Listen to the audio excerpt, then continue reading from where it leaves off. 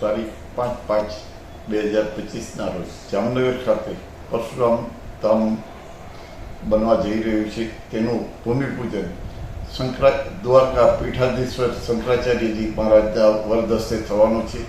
તેમાં સૌરાષ્ટ્રના સંતો મહંતો ઉપસ્થિત રહેશે, તેમજ રાજકીય અગ્રણીઓ પણ તેમાં ઉપસ્થિત રહેશે।